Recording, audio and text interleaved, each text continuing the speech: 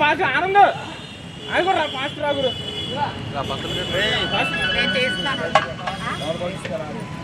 శ్రీరామ్ జై శ్రీరామ్ జై శ్రీరామ్ జై శ్రీరామ్ జై శ్రీరామ్ జై శ్రీరామ్ జై శ్రీరామ్ జై శ్రీరామ్ జై శ్రీరామ్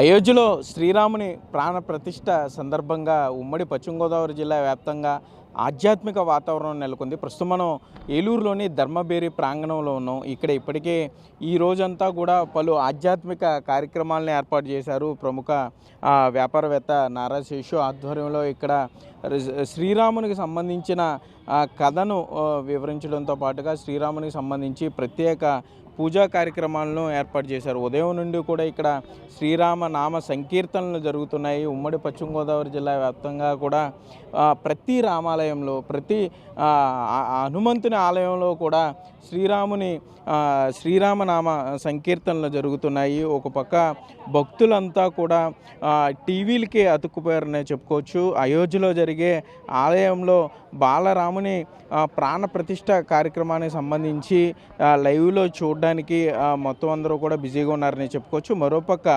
ఏలూరు బీజేపీ నాయకులు, పార్లమెంట్ బీజేపీ నాయకులు తపనా చౌదరి ఆధ్వర్యంలో కూడా ఏలూరు పార్లమెంట్ పరిధిలో ఉన్న అన్ని చోట్ల కూడా బిగ్ స్క్రీన్లు ఏర్పాటు చేశారు. అక్కడ ఈ శ్రీరామ ఆలయ ప్రాణప్రతిష్ఠకు సంబంధించిన లైవ్ కార్యక్రమాలని భక్తులందరూ చూసే విధంగా ఏర్పాటు చేయడం జరిగింది. ప్రస్తుతం మనం ధర్మబేరి ప్రాంగణంలోనూ ఇక్కడ చూస్తున్నాం. శ్రీరామునికి సంబంధించి శ్రీరామ సంకీర్తనతో పాటుగా శ్రీరామున ఈ పూజా కార్యక్రమాన్ని ఏ విధంగా చేస్తున్నారు అనేది మహిళలు కూడా పెద్ద ఎత్తున ఇక్కడికి చేరుకున్నారు. శ్రీరామనామ సంకీర్తనలు కూడా చేస్తున్నారు.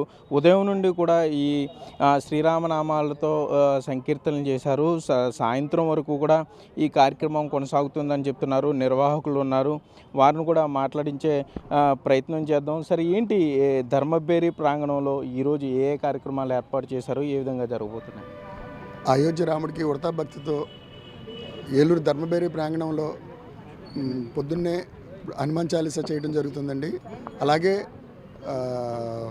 హనుమాన్ చాలీసా తర్వాత అయోధ్య నుంచి వచ్చినటువంటి అక్షింతలు ప్రజలకు, ఏలూరు ప్రజలకు వితరణ చేయడం జరుగుతుంది.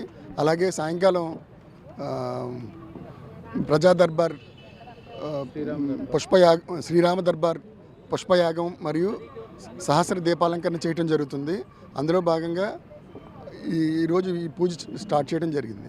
ఓకే, అంటే అక్షింతలు ఎప్పుడు తెప్పించారు, ఎవరి ద్వారా మనకి అవి ఇక్కడికి రావడం జరిగింది? ఇక్కడ లక్ష్మీ నరసింహస్వామి టెంపుల్కి మన చైర్మన్ శంకర్ ప్రవీణ్ ద్వారా అయోధ్య నుంచి తెప్పించడం జరిగిందండి. ఓకే, అంటే ఎంతమంది హాజరవుతారు అనుకుంటున్నారు ఈ కార్యక్రమానికి? ఇటు శ్రీరామ భక్తులే కానీ మిగిలిన వారు కానీ ఎంతమంది ఈ ధర్మబేరి ప్రాంగణానికి భక్తులు వచ్చే అవకాశం ఉంది? సుమారు 10,000 మంది వస్తారనే ఉద్దేశంతో 10,000 అక్షంతల ప్యాకెట్లు తయారు చేయడం జరిగిందండి. అలాగే 10,000 మందికి ప్రసాద వితరణ చేయడం జరుగుతుంది. ఓకే, మనం చూస్తున్నాం ఇక్కడ వేదిక మీద ఏ విధంగా ఏర్పాటు చేశారనేది.